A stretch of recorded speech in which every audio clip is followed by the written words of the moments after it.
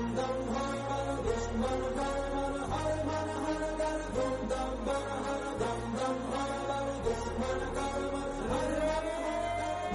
Everyone, कैसे हैं बच्चों? आप पढ़ाई शायद आप कर रहे होंगे, ठीक है। तो welcome back to my channel unlocking chemistry class 11th atomic structure. क्या पढ़ रहे थे? हम पढ़ रहे थे लड़ाई किसके बीच में, कि लाइट का कैसा नेचर होता है, पार्टिकल या वेव, ठीक है।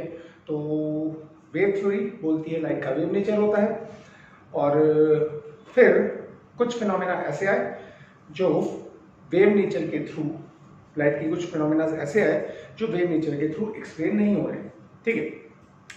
तो उनमें से एक पिछले वीडियो में हमने पढ़ा, that is black body radiation.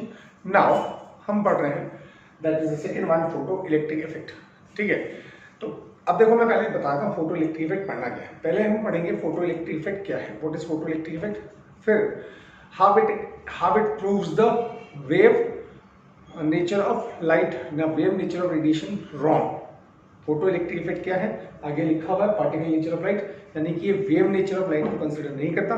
तो क्यों नहीं करता, सेकंड स्टेप में हम वो पढ़ेंगे। फिर details of photo electric effect, ठीक है। थ्रेशोल्ड फ्रीक्वेंसी क्या होती है, वर्क फंक्शन क्या होता है, वो सब हम डिटेल में पढ़ेंगे। तो लेट्स स्टार्ट। पहला, what is photo electric effect. देखो, मेटल पे, कोई भी मेटल हमारे पास है, सपोज मेरे हाथ को मेटल समझो, इस पे हमने लाइट मारी, सफिशिएंट एनर्जी की लाइट मारी। क्या बोला?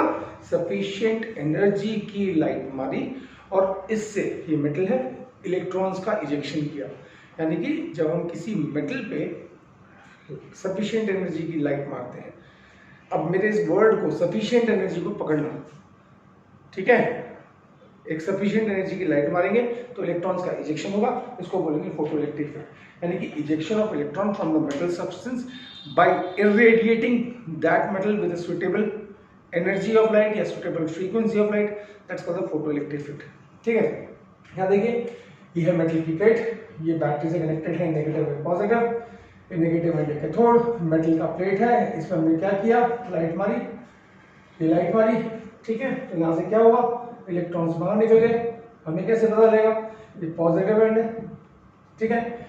इलेक्ट्रॉन्स यहाँ से जाएंगे, एमीटर नीडल डिफ्लेक्ट हो जाएगी, तो हम बोलेंगे भैया सर्किट कंप्लीट हो गया। तो सर्किट कैसे कंप्लीट हुआ, पहले तो इसके बीच में कुछ था नहीं, हाँ यार, जब हमने मेटल लाइट मारी, यहाँ पे हमने वैक्यूम कर दिया, कुछ नहीं है इसके अंदर, ट्यूब के अंदर। तो हमने लाइट मारी, लाइट मारते इलेक्ट्रॉन्स का इजेक्शन हुआ। जैसे इलेक्ट्रॉन्स बाहर निकले, इलेक्ट्रॉन्स क्योंकि नेगेटिव चार्ज होते हैं बच्चों, तो पॉजिटिव चार्ज मेटल प्लेट उनको एक्सेप्ट करेगी, तो वो सर्किट में आ जाएंगे और एमीटर नीडल डिफ्लेक्ट हो जाएगी। तो हम बोलेंगे भैया हमने लाइट मार कर इलेक्ट्रॉन्स का इजेक्शन कर दिया from the surface of the metal, that is called the photo electric effect. समझ में आ गया, समझ में आ गया, समझ में आ गया। अब एक चीज हमने बोला कि देखो बेटा ध्यान से सुनो, हमने बोला एक डेफिनेट फ्रीक्वेंसी की लाइट मारनी पड़ती है, ठीक है। एक डेफिनेट एनर्जी की लाइट मारनी पड़ती है, ठीक है। एक डेफिनेट एनर्जी की लाइट मारनी पड़ती है। अब इसको समझिएगा, देखो दो चीजें होती हैं, एक होती है फ्रीक्वेंसी। फ्रीक्वेंसी एक बार फिर रिवाइज कर लेते हैं। फ्रीक्वेंसी मतलब एक पर्टिकुलर पॉइंट से कितनी वेव्स पास हुई, ठीक है। अब देखो इसकी फ्रीक्वेंसी सपोज 4 है, इस पर्टिकुलर पॉइंट से 1 सेकंड में 4 वेव्स पास हो रही है, इसकी फ्रीक्वेंसी 2 है, ठीक है। और इंटेंसिटी का मतलब क्या होता है, इंटेंसिटी होता है एम्पलीट्यूड, ये तो इंटेंसिटी होता है क्राउड, क्राउड मतलब अमाउंट ऑफ रेडिएशन, और फ्रीक्वेंसी होती है एनर्जी ऑफ रेडिएशन, ठीक है। तो अब समझिएगा क्या बोला हमने, मेटल पे लाइट मारी, सफिशिएंट एनर्जी की लाइट मारी। अब दो बातें देखिए, दो बातें समझिएगा। पहले तो याद समझ में आया, याद समझ में आया। अब मैं रफ डायग्राम बनाऊंगा फोटो इलेक्ट्रिक इफेक्ट का, ठीक है, आपको और चीजें समझाने के लिए। मेरे ख्याल से फोटो इलेक्ट्रिक इफेक्ट क्लियर हो गया। अब ये वेव नेचर के कैसे अगेंस्ट है, ठीक है, वो पढ़ते हैं, ठीक है बेटा। ध्यान से समझ में आ गया। हमने बोला फोटो इलेक्ट्रिक इफेक्ट समझ में आ गया। हमने बोला इंसिडेंट लाइट, ये मेटल का सरफेस है, this is our metal surface, metal का सरफेस है। यहाँ पे हमने इंसिडेंट लाइट मारी, इलेक्ट्रॉन्स बाहर निकले, जो इलेक्ट्रॉन्स बाहर निकले उनको हमने बोला फोटो इलेक्ट्रॉन्स, ठीक है। अब पहली बात आता है कि इंसिडेंट लाइट, हमने बोला एक सफिशिएंट एनर्जी की लाइट होनी चाहिए। अब सवाल आता है what is that sufficient energy, ठीक है, तो हमने क्या किया, पहला केस 10 किलो जूल की एनर्जी मारी, दूसरा केस 20 किलो जूल एनर्जी मारी। ठीक है, या एक काम करते हैं, एनर्जी को छोड़ देते हैं। हमने बोला जब हम एक डेफिनेट एनर्जी से कम एनर्जी की लाइट मार रहे हैं तो इलेक्ट्रॉन्स का इजेक्शन नहीं होगा। ठीक है, फिर हमने बोला हमने एनर्जी बढ़ा दी। एनर्जी का कैसे बढ़ाओगे? फ्रीक्वेंसी बढ़ाओगे, क्योंकि हमें पता है कि energy is directly proportional to frequency. ठीक है, ठीक है, तो पहले हमने क्या किया, 50 हर्ट्ज की फ्रीक्वेंसी की लाइट मारी, 50 हर्ट्ज फ्रीक्वेंसी। ठीक है, फिर हमने फ्रीक्वेंसी बढ़ा दी 60 हर्ट्ज, फिर हमने फ्रीक्वेंसी बढ़ा दी 100 हर्ट्ज। तो हमने बोला जब हमने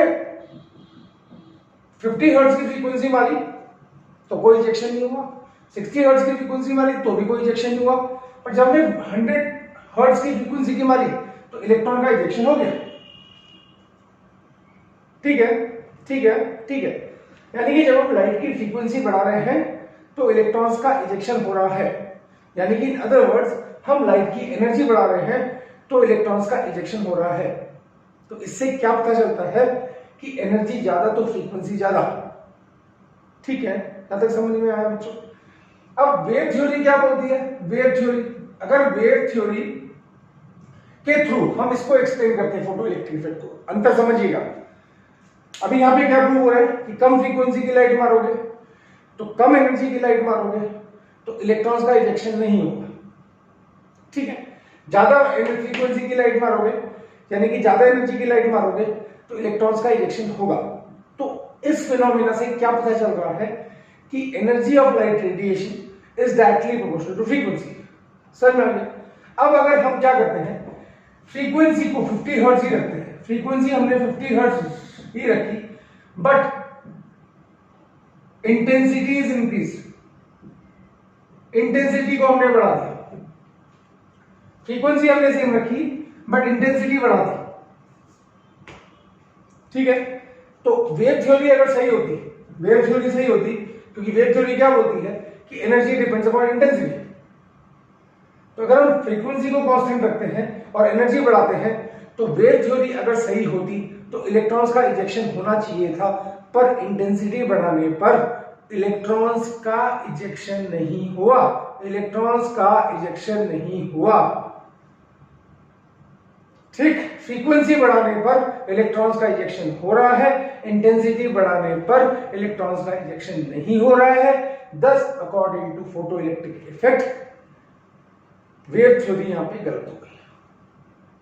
ठीक है, तो अब हम क्या बोलेंगे, हम ये बोलेंगे कि भैया फोटो इलेक्ट्रिक इफेक्ट से भी ये प्रूव हुआ कि energy depends upon frequency and not upon intensity as was said in the wave theory. समझ में आ गया? सेकंड बात भी क्लियर होगी, तो वेव थ्योरी से कंट्राडिक्ट कैसे करता है ये समझ में आ गया। अब दूसरी बात पे आते हैं, अब प्लैंक्स की बात कर लेते हैं। प्लैंक्स ने क्या बोला था? प्लैंक्स ने क्या बोला था? फोटॉन्स या क्वांटा।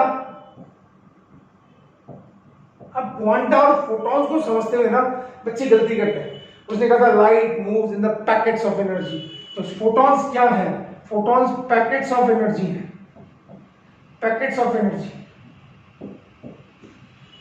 यही बोला था। अब देखो फोटो इलेक्ट्रिक इफेक्ट को हम कैसे समझाएंगे प्लैंक्स क्वांटम थ्योरी के को यूज करके, वो मैं आपको यहां पे बताते हैं। अब ध्यान से सुनिएगा। अब हमने क्या किया, ध्यान दीजिएगा। सपोज एक मेटल का सरफेस है,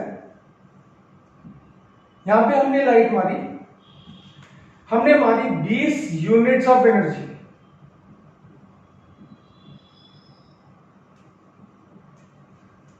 ठीक है, केस फर्स्ट हमने क्या मारा, 20 यूनिट्स ऑफ एनर्जी। ठीक है, कोई इजेक्शन नहीं हुआ, नो इजेक्शन ऑफ इलेक्ट्रॉन। ठीक है, तो हमने क्या किया, केस सेकंड में हमने क्या किया, हमने 50 यूनिट्स कर दी, 50 यूनिट्स ऑफ एनर्जी। ठीक है, हो गया। तो अब क्या हुआ, इलेक्ट्रॉन्स का इजेक्शन हो रहा है फ्रॉम द मेटल सरफेस। यहां पे कितना था 20 यूनिट्स, यहां पे कितनी होगी 50 यूनिट्स, समझिएगा 50 यूनिट्स में इलेक्ट्रॉन्स का इजेक्शन हो रहा है। अब सोचो, जब इलेक्ट्रॉन्स बाहर निकल रहे होंगे, ध्यान से सुनना प्लीज, जब इलेक्ट्रॉन्स, सपोज एक ही इलेक्ट्रॉन है, एक ही इलेक्ट्रॉन को हम बाहर निकाल रहे हैं, इलेक्ट्रॉन बाहर निकल रहा है तो इसकी कुछ काइनेटिक एनर्जी होगी, हाँ या ना, हाँ या ना, इलेक्ट्रॉन्स का इजेक्शन हो रहा है और इजेक्टेड इलेक्ट्रॉन की जो काइनेटिक एनर्जी ऑफ इलेक्ट्रॉन है वो है सपोज 5 यूनिट। कितनी है 5 यूनिट। ठीक, हमने क्या किया, केस थर्ड, इस बार हमने 100 यूनिट्स ऑफ एनर्जी मानी। इस बार क्या 100 यूनिट्स, समझ में आ रहा है, पहला 20 यूनिट्स, दूसरा 50 यूनिट्स ऑफ एनर्जी मानी हमने इसके ऊपर, और तीसरी बार हमने 100 यूनिट्स ऑफ एनर्जी मानी। ठीक है, तो इलेक्ट्रॉन का इजेक्शन हुआ, इजेक्शन हुआ, हाँ हुआ, इलेक्ट्रॉन फिर बाहर निकलेगा मेटल सरफेस से, पर इस बार जो काइनेटिक एनर्जी ऑफ इलेक्ट्रॉन है, ठीक, वो कितनी है, वो है 55 यूनिट्स। अब देखो, अब इन तीनों चीजों को एक साथ रखो, ठीक है। पहली बार हमने 20 यूनिट एनर्जी की मारी, कोई भी यूनिट हो सकती है, आप 20 किलो जूल बोल लो, 20 जूल बोल लो, इलेक्ट्रॉन्स का इजेक्शन नहीं है, ठीक है, अभी इसको भी बताएंगे क्यों नहीं है, ठीक है। दूसरी बार हमने इलेक्ट्रॉन्स पे 50 यूनिट्स की एनर्जी मारी, ठीक है, इलेक्ट्रॉन्स का इजेक्शन हुआ, मेटल के सरफेस से बाहर निकला, और जब बाहर निकला तो उसकी कुछ काइनेटिक एनर्जी हुई, ठीक है। सपोज हमने बोला काइनेटिक एनर्जी है 5 यूनिट, ठीक है, समझ में आ गया। तीसरी बार हमने बोला कि हमने 100 यूनिट्स ऑफ एनर्जी मारी, इलेक्ट्रॉन्स का इजेक्शन हुआ, और इजेक्शन होने के बाद जो इलेक्ट्रॉन बाहर जा रहा है उसकी काइनेटिक एनर्जी 55 यूनिट्स। यहां तक समझ में आया, यहां तक समझ में आया, यहां तक समझ में आया। तो हमने क्या देखा, हमने ये देखा कि जब हम एनर्जी बढ़ा रहे हैं तो काइनेटिक एनर्जी भी बढ़ रही, इंजेक्शन क्या बढ़ा रहे हैं, एनर्जी बढ़ा रहे हैं तो काइनेटिक एनर्जी इंजेक्शन की बढ़ रही, और एनर्जी कब बढ़ेगी, जब फ्रीक्वेंसी ऑफ लाइट बढ़ेगी। क्या बोला हमने, फ्रीक्वेंसी ऑफ लाइट बढ़ेगी। तो मेरी बात ध्यान से समझिएगा। तो क्या आया, केस थर्ड में क्या आया, ज्यादा एनर्जी की लाइट मारोगे तो इलेक्ट्रॉन्स के इजेक्शन, जो इजेक्टेड इलेक्ट्रॉन है उसकी काइनेटिक एनर्जी ज्यादा, तो ज्यादा एनर्जी की लाइट मारोगे तो ज्यादा एनर्जी से इलेक्ट्रॉन बाहर निकलेगा, कम एनर्जी की लाइट मारोगे तो इलेक्ट्रॉन, इजेक्टेड इलेक्ट्रॉन की काइनेटिक एनर्जी कम होगी, और कम एनर्जी की लाइट मारोगे तो इलेक्ट्रॉन का इजेक्शन नहीं होगा। समझ में आ गया, यहां तक आ गया। अब थोड़ा और आगे चलते हैं। तो अब हमने क्या बोला, अब हमने बोला कि भैया फोटो इलेक्ट्रिक इफेक्ट में हमने क्या सीखा, ये सीखा कि पहली बात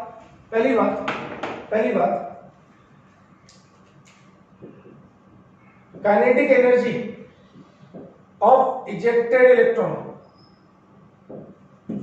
is directly proportional to frequency of light used.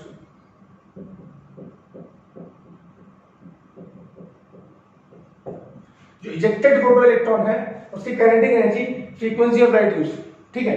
तो therefore energy is directly proportional to frequency, जो कि हमारे किस में आ गया, जो कि हमारे फोटो इलेक्ट्रिक इफेक्ट में आ गया, and is nothing to do with intensity. Intensity का मतलब होता है क्राउड मतलब अमाउंट ऑफ रेडिएशन। समझ में आ गया। तो जितनी ज्यादा फ्रीक्वेंसी की लाइट मारोगे उतनी ज्यादा kinetic energy ejected photo electrons की होगी। दूसरी बात, थ्रेशोल्ड फ्रीक्वेंसी। थ्रेशोल्ड फ्रीक्वेंसी क्या होता है, इसको हम म्यू नॉट लिखते हैं, थ्रेशोल्ड फ्रीक्वेंसी, ठीक है, हो गया। इसमें क्या होगा, ये वो फ्रीक्वेंसी ऑफ इंसिडेंट लाइट है, फ्रीक्वेंसी ऑफ इंसिडेंट लाइट, ठीक है, which just breaks the electrostatic force between nucleus and electron. अब समझिए, सपोज ये एटम है, ये न्यूक्लियस है, ये इलेक्ट्रॉन। ठीक है, तो यहां तक तो समझ में आ गया कि भैया जो आप इंसिडेंट लाइट है, इंसिडेंट लाइट है, इसकी कुछ फ्रीक्वेंसी होनी चाहिए। ठीक है, 20 hertz, 20 hertz, 30 hertz, 40 hertz, 50 hertz, कुछ भी हो सकती है। तो हमने बोला जब हमने थ्रेशोल्ड फ्रीक्वेंसी म्यू नॉट, इसका नाम क्या दिया गया, THRESHOLD, थ्रेशोल्ड फ्रीक्वेंसी की लाइट मारते हैं। तो अब इलेक्ट्रॉन और न्यूक्लियस के बीच में जो फोर्स ऑफ अट्रैक्शन है, ये सिर्फ इसको तोड़ के इलेक्ट्रॉन को सरफेस तक लाता है। अगर इतनी फ्रीक्वेंसी की लाइट मारोगे तो सिर्फ क्या होगा, न्यूक्लियस और इलेक्ट्रॉन के बीच में फोर्स ऑफ अट्रैक्शन टूटेगा और इलेक्ट्रॉन सिर्फ कहां तक आएगा, सरफेस तक आएगा। ठीक है, ठीक है, ये सरफेस छोड़ के नहीं जाएगा, तो यहां पे काइनेटिक एनर्जी क्या हो जाएगी, 0।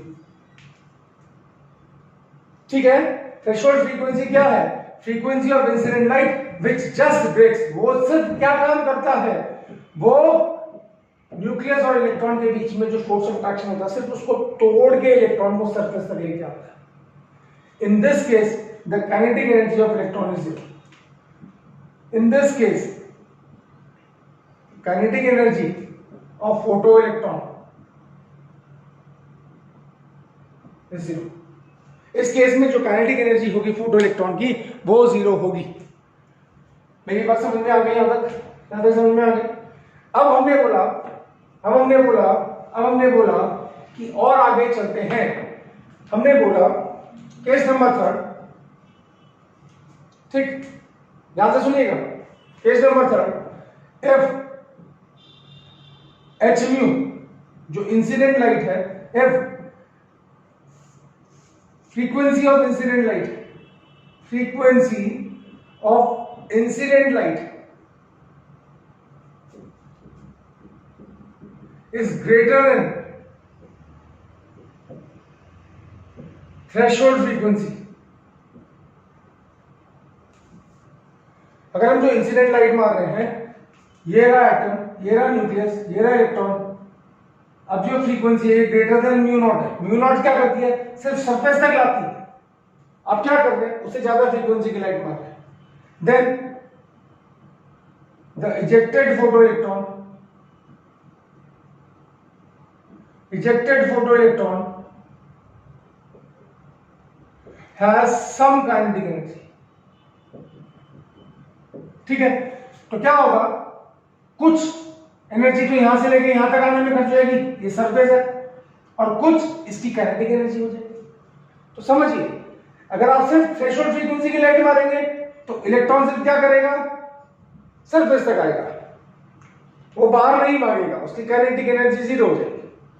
पर उससे ज्यादा फ्रीक्वेंसी की लाइट मारेंगे तो इलेक्ट्रॉन सरफेस पे भी आएगा और बाहर भी भाग जाएगा, उसकी कुछ काइनेटिक एनर्जी होगी। तो यहां तक समझ में आया? ठीक है, तो क्या निकला, क्या प्रूव हुआ कि एनर्जी, ज्यादा फ्रीक्वेंसी की लाइट मार रहे हैं तो ज्यादा एनर्जी है, कम फ्रीक्वेंसी की लाइट मार रहे हैं तो कम एनर्जी है। तो energy depends upon frequency. This is again reestablished by photoelectric effect. मेरे ख्याल से समझ में आ गया, यहां तक क्लियर हो गया? आगे चले, ठीक है। फिर मैंने बोला, ध्यान से सुनिए, अभी बहुत कुछ पढ़ना है बेटा इसमें, ठीक है, अभी दोबारा पढ़ना है ये सब। फिर हमने बोला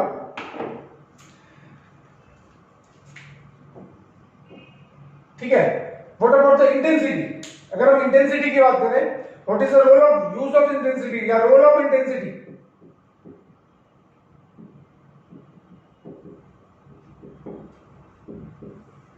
देखो, इंटेंसिटी को क्या बोलते हैं, इंटेंसिटी को मैं बोलता हूं, मैं जो बोलता हूं इंटेंसिटी को मैं बोलता हूं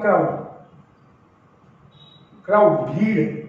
और क्राउड मतलब, और आप बोल सकते हो अमाउंट ऑफ रेडिएशन।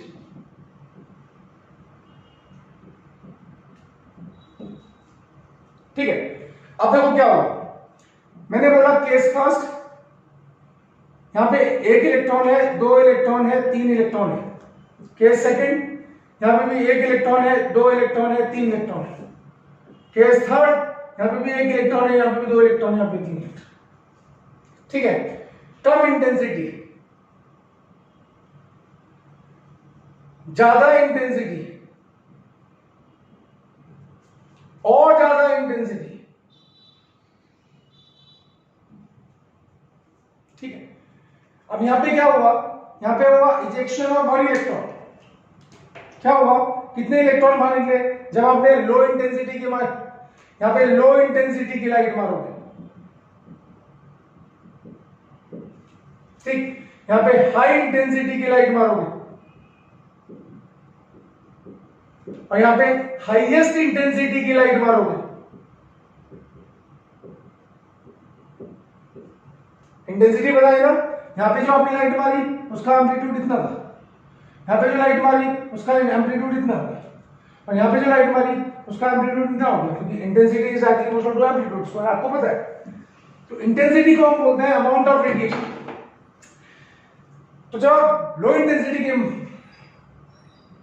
तो अब इसको समझिएगा, कम इंटेंसिटी की लाइट मारोगे तो सिर्फ इतना सा सरफेस एरिया कवर करेगा बैटरी, ज्यादा इंटेंसिटी की लाइट मारोगे तो ज्यादा सरफेस एरिया इफेक्ट करेगा, और ज्यादा इंटेंसिटी की लाइट मारोगे तो और ज्यादा सरफेस एरिया इफेक्ट करेगा।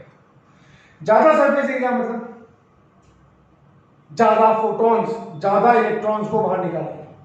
यहां पे क्या हुआ, यहां पे हुआ इजेक्शन ऑफ वन इलेक्ट्रॉन, यहां पे इजेक्शन ऑफ टू इलेक्ट्रॉन्स, यहां पे इजेक्शन ऑफ थ्री इलेक्ट्रॉन्स, ठीक है। यहां पे सपोज काइनेटिक एनर्जी जो इलेक्ट्रॉन इजेक्ट कर रहा है, इसकी कुछ काइनेटिक एनर्जी है, हाँ है, ठीक है। सपोज हमने बोला काइनेटिक एनर्जी जो है इसकी 1 यूनिट है, ज्यादा इंटेंसिटी की लाइट मारोगे यहां पे भी काइनेटिक एनर्जी 1 यूनिट है। यहां पे 3 इलेक्ट्रॉन बाहर निकल रहे हैं, 1 2 3, यहां पे 2 इलेक्ट्रॉन बाहर निकल रहे हैं, पर उनकी काइनेटिक एनर्जी में कोई फर्क आया नहीं आया, यहां पे भी काइनेटिक एनर्जी कितनी है, 1 यूनिट है। तो आप समझिए इस बात, अब इसको अच्छे से समझिएगा क्या होता है। देखो मेरे पास 3 केसेस हैं, आई गॉट 3 केसेस। जब मैं कम इंटेंसिटी की लाइट मार रहा हूं, ठीक है बच्चों, क्या बोला मैंने, जब मैं कम इंटेंसिटी की लाइट मार रहा हूं तो वो मेटल के कम सरफेस एरिया को इफेक्ट करेगा, कम इलेक्ट्रॉन से इंटरैक्ट करेगा, कम इलेक्ट्रॉन्स बाहर निकलेंगे, ठीक है। ज्यादा इंटेंसिटी मतलब वो ज्यादा सरफेस एरिया को इफेक्ट करेगा और ज्यादा इलेक्ट्रॉन्स का इजेक्शन कराएगा। यहां पे कितने इलेक्ट्रॉन्स का इजेक्शन हुआ, 2, यहां पे कितने का हुआ, 1। यहां पे क्या था, कम इंटेंसिटी, यहां पे क्या है, ज्यादा इंटेंसिटी, और यहां पे क्या है, सबसे ज्यादा इंटेंसिटी, तो कितने इलेक्ट्रॉन्स बाहर निकले, 3। तो इंटेंसिटी बढ़ाना मतलब क्राउड बढ़ाना, मतलब अमाउंट ऑफ रेडिएशन बनाना, पर एनर्जी बढ़ाना नहीं होता। समझ में आ गया, इंटेंसिटी एनर्जी को इफेक्ट नहीं करती, वो क्या करती है, वो अमाउंट ऑफ रेडिएशन होती है। वो क्या करेगी, वो ज्यादा इलेक्ट्रॉन्स को इफेक्ट करेगी। समझ में आ गया, सब इलेक्ट्रॉन्स बाहर निकल रहे हैं, सपोज हमने बोला तीनों की जो फ्रीक्वेंसी है वो इतनी है कि इलेक्ट्रॉन्स को बाहर, मतलब तीनों केस में इलेक्ट्रॉन्स बाहर निकल रहे हैं। पर जब हमने तीनों की काइनेटिक एनर्जी चेक की तो तीनों की काइनेटिक एनर्जी सेम आई, सेम आई, सेम आई। यानी कि अगर हम इंटेंसिटी बढ़ाते हैं तो number of ejected photo electrons बढ़ जाते हैं, बट उनकी काइनेटिक एनर्जी सेम रहती है, यानी कि इंटेंसिटी का एनर्जी से कोई रिलेशन नहीं है। समझ में आ गया, तो मेरे ख्याल से समझ में आ गया अच्छे से, ये बहुत इंपॉर्टेंट पॉइंट्स हैं बेटा, आता समझ में आ गया, हाँ यार। तो मैंने क्या बोला, मैं इसको लिख देता हूं, ये समझ में आ गया, इसको नोट कर लेना या स्क्रीनशॉट ले लेना, जो भी है, ठीक है, ठीक है। तो on increasing the intensity, the intensity किसकी, of incident light, the number of ejected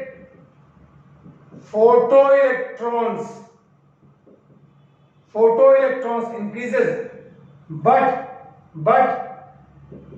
there is no change in the kinetic energy of ejected photoelectrons.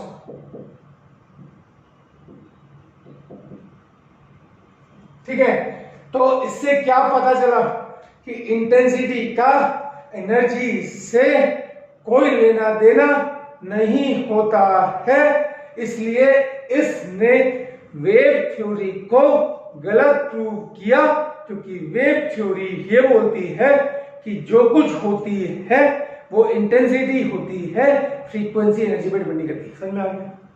अब तक आया समझ में? ठीक है, हाँ या ना, हाँ या ना, समझ में आ गया? तो अगर मैं क्या बोलूंगा, अगर मैं ग्राफ प्लॉट करूं, यहाँ पे काइनेटिक एनर्जी है और यहाँ पे इंटेंसिटी है, ठीक है, ठीक है, तो काइनेटिक एनर्जी इंटेंसिटी बढ़ाने पर काइनेटिक एनर्जी में कोई फर्क नहीं पड़ेगा। समझ में आ गया या नहीं आया? हाँ या ना, हाँ या ना? ठीक है, तो मेरे ख्याल से ये समझ में आ गया होगा।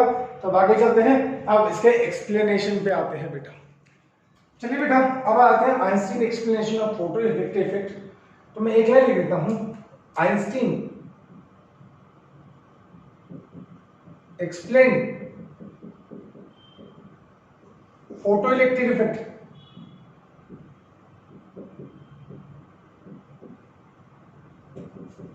by using Planck's quantum theory।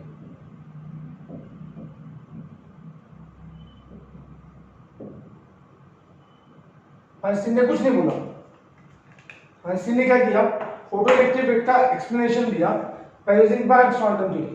अब उसने देखो क्या बोला, उसने ये बोला कि ये रहा एटम, ये रहा न्यूक्लियस, ये रहा इलेक्ट्रॉन, ठीक है। उसने बोला कि जब आप इलेक्ट्रॉन पे लाइट मारते हो जिसकी एनर्जी है h,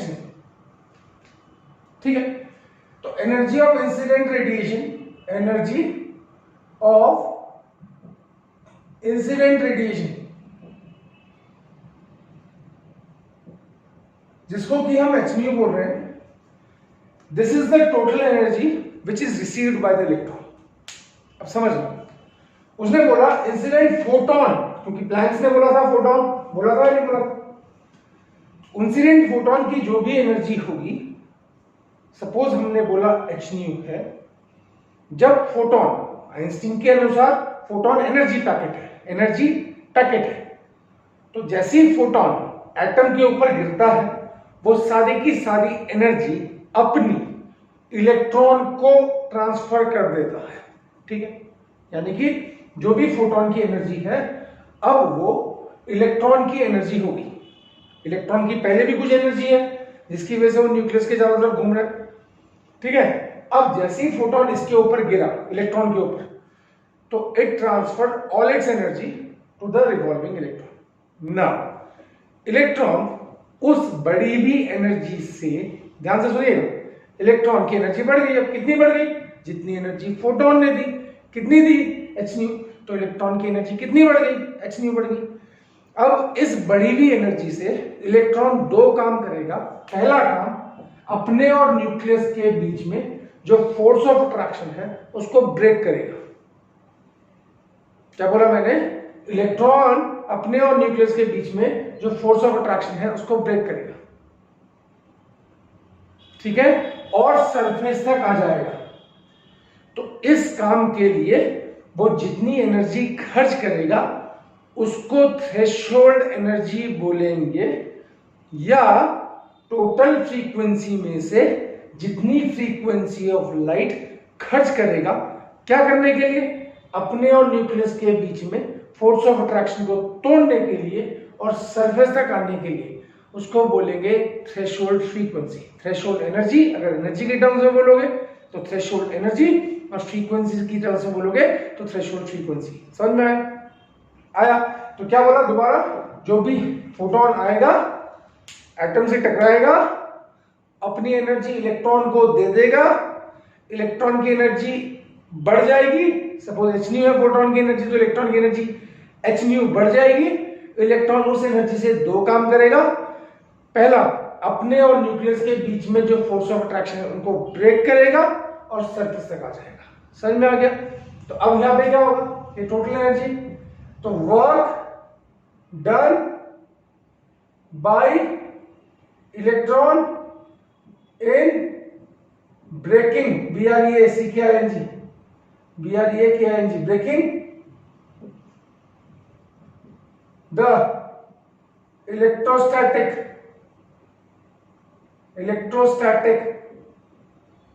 अट्रैक्शन विद न्यूक्लियस। ठीक है, तो टोटल एनर्जी कितनी मिली, h न्यू। उसमें से क्या किया उसने, कुछ एनर्जी खर्च कर दी, उसको क्या बोलेंगे, h mu naught.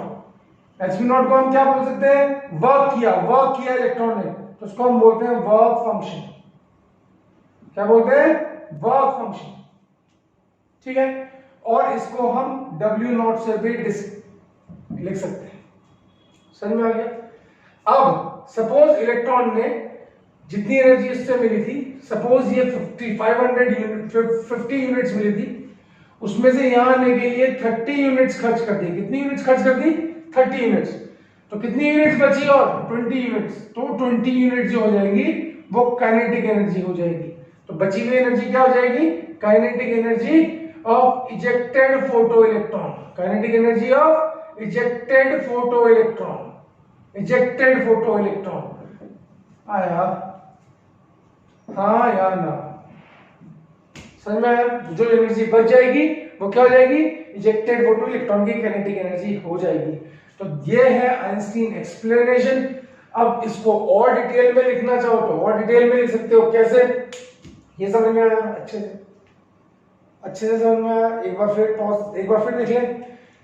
Total energy incident photon electron को देगा, सपोज उसने 50 यूनिट्स दी, उसमें से कुछ एनर्जी इलेक्ट्रॉन अपने और न्यूक्लियस के बीच में जो फोर्स ऑफ अट्रैक्शन है उसको तोड़ने में खर्च कर देगा। ठीक है, ब्रेक करने में यूज कर देगा। सपोज कितनी यूनिट्स लगी, 30 यूनिट्स। ठीक है, तो कितनी बच गई, कितनी मिली थी, 50 यूनिट्स। तो कितनी बच गई, 20 यूनिट्स। तो 20 यूनिट्स क्या हो जाएगी, काइनेटिक एनर्जी। अब सपोज अगर यही 30 यूनिट्स होता और यहां से यहां आने के लिए भी 30 यूनिट्स लग रहा है, वर्क फंक्शन तो किसी भी मेटल का कांस्टेंट होगा ना बेटा। यहां से तो काइनेटिक एनर्जी क्या हो जाती, इस केस में काइनेटिक एनर्जी 0 हो जाएगी। समझ में आया। अगर जितनी यूनिट्स बाहर निकलने के लिए चाहिए, वर्क फंक्शन बोलते हैं उसको, एच म्यू नॉट से डिस्क्राइब करते हैं, और म्यू नॉट थ्रेशोल्ड फ्रीक्वेंसी होती है। ठीक, तो अगर जितनी चाहिए बाहर निकलने के लिए सिर्फ उतनी ही मिली तो काइनेटिक एनर्जी क्या हो जाएगी, 0। तो मेरे ख्याल से अब ये समझ में आ गया होगा। ठीक है, तो फोटो इलेक्ट्रिक इफेक्ट मैंने अच्छे से एक्सप्लेन कर दिया। अभी इसमें कोई प्रॉब्लम है तो बोलिए। अब इसके ऊपर करने हैं बहुत सारे न्यूमेरिकल, क्योंकि इसमें कंसेप्चुअल न्यूमेरिकल आते हैं, लैंग्वेज बेस्ड न्यूमेरिकल आते हैं। होप आपको फोटो इलेक्ट्रिक इफेक्ट समझ में आया होगा। नहीं आया तो फिर पूछिएगा, और फिर मैं इसको और नए तरीके से भी सिखा सकता हूँ। तो मेरे ख्याल से दिस इज सफिशिएंट। ठीक है, क्लास 11th, हाँ है ना। अब नेक्स्ट वीडियो में we are going to do the numericals on photoelectric effect, language based numericals. ठीक है, तो thank you so much for watching.